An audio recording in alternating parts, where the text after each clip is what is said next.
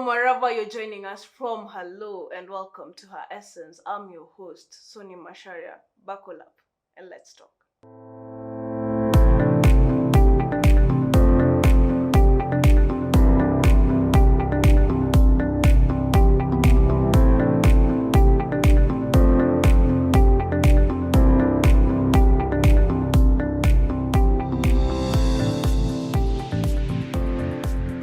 Welcome to this episode. I know I've been missing.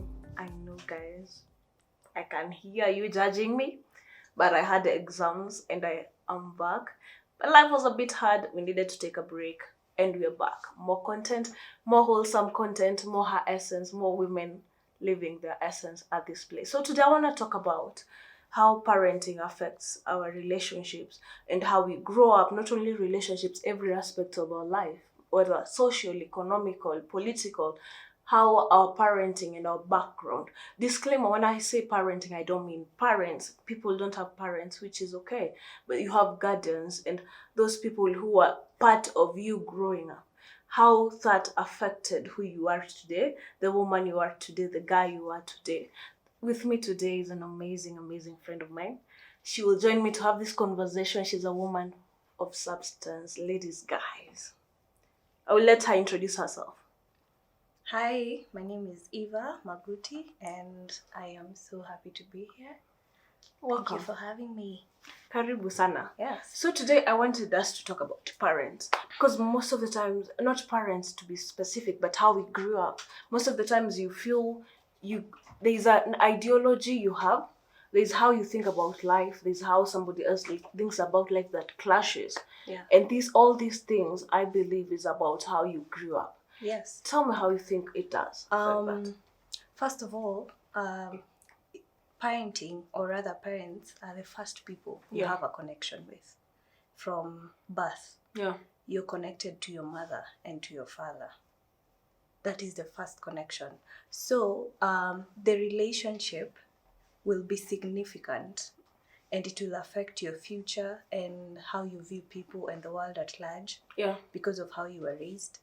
So you find if your parents are loving and affectionate and they care for you, that is what you will be showing and you will be giving to other people, the people who are around you. Yeah. And you get to understand that actually the world is filled with loving people and caring people. Yeah. Yeah. Because I believe that it lays a basis on the idea of relationships you have and how we perceive relationships as grown-ups, as ladies. Because if you think about it, how you saw your parents treating each other or your guardians treating each other, or whether they were fighting, whether they were together, whether they were loving, is how you treat other people. That is very, very, very true. And you find that when you had a childhood that is quite neglected, maybe your parents were neglecting you, they were too busy, maybe they were not there due to circumstances that they were facing, maybe they were not in good terms. Yeah. You find that when you're an adult, you start searching for that love that you missed when you were a child. Yeah. So your view on relationships, your view on parenting will be different compared to someone who was raised when they were loved and there were people around them. Yeah, because if you grew up neglected, you want to feel what is this that people feel love, and you'll be, I think, an attention seeker. You'll be craving for it. Yeah, you'll be craving for it, and you will most often than not go to the wrong people. That's how you find yourself in toxic relationships. And the pastor was talking about why women stay in toxic relationships, because probably how you grew up, you never felt that love. Yeah. And he probably bombarded you the first time, narcissist. Yeah. Bombarded you the first times and you're like, this is how it feels, I want it. But so you think that is how you have to stay in that relationship because of such things. Because of, if you think about, I'm watching this show, Blue Therapy. So I'm watching that show also. I hate Paul. I'm sorry, I even chill. Oh my god, I hate Paul. But you think about Paul, he's a narcissist. Yeah. He probably grew up in a family that he felt neglected. Yeah. And he became I will love myself. No one loves me. Yeah. I'm self-sufficient. So anyone who comes close to me has to be by my rules. Yeah. You have to be under me. You can't be above me because you grew up in a certain way. And maybe that is how he was raised. Yeah. Maybe the father was that way. Yeah. And those are some of the things that he experienced and feels they are right. Yeah. You see? Because you find that there's a friend of mine who was telling me that she's married. She can never get to submit to the husband. Because to her, the view of submission is like slavery. Yeah. Because of what she saw her mother doing. Yeah. And how the father was treating them. And their relationship with their father is not even there. It's just that he exists. He's their father, but they don't have a relationship because they felt like submission is slavery. It's suffering. You're supposed to treat this person, it's as if you are a servant, not a partner. That's why I think there's a lot of issues when it comes to submission. People say it. Exactly. Someone told me it's your power, but I still don't get it. We'll have that conversation on another day. But also I think, because most of the times you find also, key example, me. But I grew up with a mom and dad. I was lucky too. And I feel like my dad laid a foundation of how guys should be. And often you find myself looking for another Masharia, a younger Masharia. Look for someone because who will be like your dad. Yeah, because he taught me this and this, and he treated me like the queen I am. Yeah, I say that.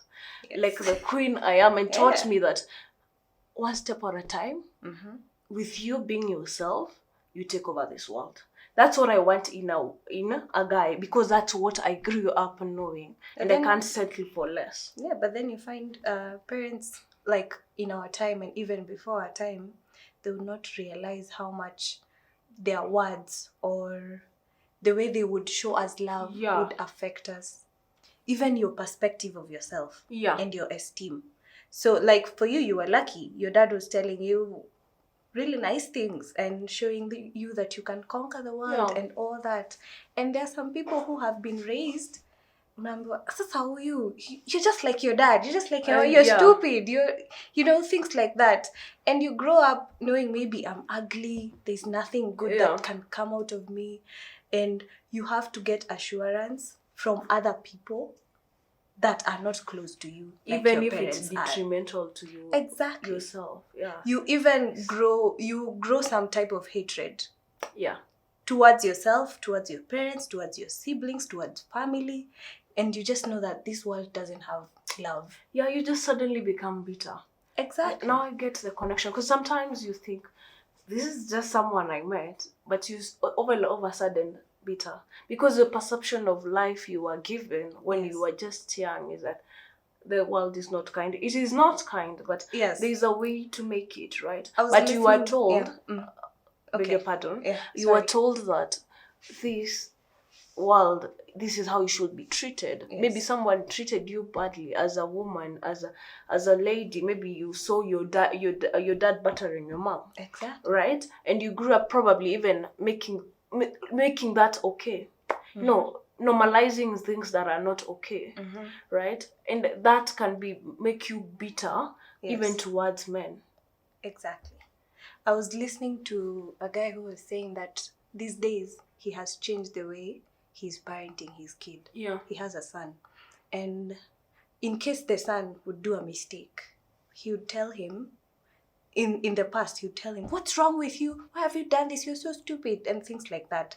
But nowadays, to raise the esteem, he would tell him, you're better than this. Yeah. People who are smart like you should not be doing such kind of things, Now, you'd feel like, Manze, I'm so better than this. I should not be doing this, instead of going like, hey, my dad thinks I'm stupid. Yeah. Things like that. So you find if your parents were loving to each other, you would have that view of love is a beautiful thing. If your parents were bitter towards each other, maybe they were violent, maybe they got divorced or separated, you believe there is no love. And you believe marriages don't work.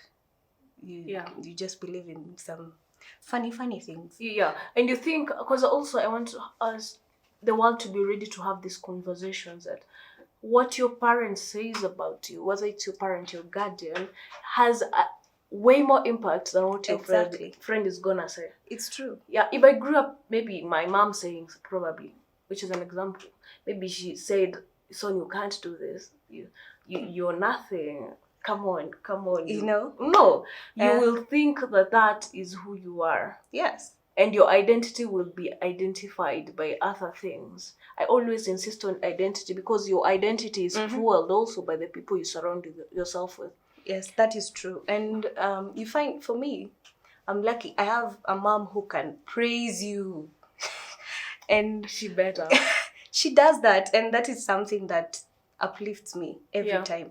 Because I know whenever I'll go to her, she'll just tell me something that will uplift me. And she'll be those parents who, unaona yule mother anakusifu kwa mama wengine. Mbele ya watu. Huyu kwa kupika anakuanga sawa. We muite tu kwako. Ukiwa na kitu, muite. Atakupikia. Even if she'll not ask for money or anything. She'd praise you to the point that you feel, hey, this woman loves me. It doesn't matter if you're too talented or not, if you can do it or not. She can see it. She can see the passion you have, and she will encourage you to go for it. Yeah. And that is one of the things that are very important in my life. Because every day you're encouraged, every day you're being told, hey, it's going to work out. Yeah. I can't say the same thing. Like, kitambo, my relationship with my dad was not that good. Yeah. But these days, tuko sawa, we are very good. But you find that maybe there are different styles of parenting that one may agree with, one may not agree with. Sometimes I would not agree with his ways of parenting. But after sitting down and actually talking about it and telling him, I don't feel like you handled this in a good way, considering I'm your child. The good thing is he has a listening ear. That is an important thing, because I think we were brought up in also, maybe my family also, like as a yes generation. Yeah. If he or she says this is the right thing to do, nah, you're not gonna argue with her. Yeah. You're not going to say any Especially otherwise. If you have parents who are like, I am right and I am right, even if they're wrong. Are you calling me a liar? Hey, I'm doing what is good for you. I'm the one who is older than you, you know? But like they should also listen to kids. Because sometimes you think, when you listen to what your child needs, it's very important. And that comes when you apply like the love languages between your child and between parent and child. If you know maybe your child loves gifts or your parent loves gifts and you give them gifts, you'll feel like, hey, this woman loves me or my dad loves me. Or if they just want, if your child just wants to talk to you and you just listen to hata kama ni nonsense, uko hapo tu okay. That is good. You've done a very good job. Even if you know it's not going anywhere, you can deliver the truth delicately, but in love. If they love physical touch, you can hold their hand or maybe take a walk and you hold them as you do something, just something to create that bond. Yeah, because that rapport.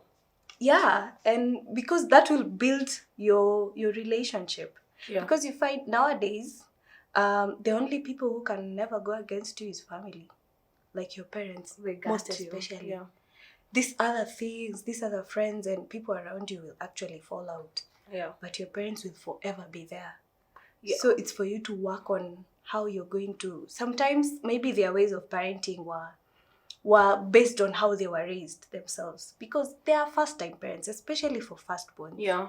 You find your dad and your mom did not know anything about parenting. And you can find fault in them. That's why you find that it is different for second-borns and the other kids. Because now, for a firstborn, they were trying out. So they don't know how to go about it. Then later they get a hang of it. Yes. Because also I think the last thing I want us to talk about is our ideologies as ladies. Whether it's feminism, whether it's LGBTQ or anti-bullying, all these things, your bullying culture, or how you view male chauvinistic people is affected by how you grew up. Because like most of the people, if you grew up in a family that glorified or put men in a pedestal, then you will think that's why you're supposed to be second, and you come second after them. Because also, when you think of these people in the kind of relationships you are, how you carry yourself as a lady is impacted by how you saw most female figure in your life. Even simple things like dressing up, how you address people, your hair, the colors you choose, it's just parenting. Yeah. Because I have had a eureka moment right now when you have said about love languages. I've never thought of how you can insert love languages in your parenting. You have to have love languages. That is so important. And I think that's my takeaway. Because if my mom grew up, how I grew up, my mom listened to, she loves doing this, let me do this, and tell her in the process, then I think it would be a better society. Because you're listening to your kids, you're listening to everyone. You'd know that there are times I would come home, maybe I'm mad, and you just want a hug. Yeah. And then you're thinking, hey, my African parents, if I go and hug my dad right now, even what will go through his mind? Yeah. He will think, do you want money? Why are you hugging me? Why are you hugging me? Has someone hurt you? You know, have you stolen anything? You know? Yeah. It will be just weird. Yeah. It will be weird. Because of how we grew up. If you just go and tell them, hey, daddy, I need a hug. Let's just start from an African society hugging. That is supposed to be a thing. Or even just dancing or... I think that conversation needs an hour. I'll call you back. It's okay. We'll have this conversation. And we definitely have. The eureka moment for me today was how to insert love languages in your parenting. Yes. And also, the last thing I want to tell people, if you grew up being told you're not enough, if you grew up not feeling sufficient, if you grew up being told, autoshi, you can't do it. Imagine you need to get up. Baby, get up. You need to get up and realize your identity. Yes. All the time I insist your identity is the revolution to your power.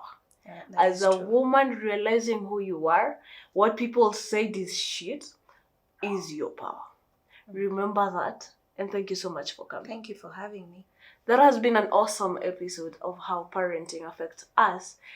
Till next time, it has been me, Soni Masharia. This is Wema TV, and that's the voice of hope.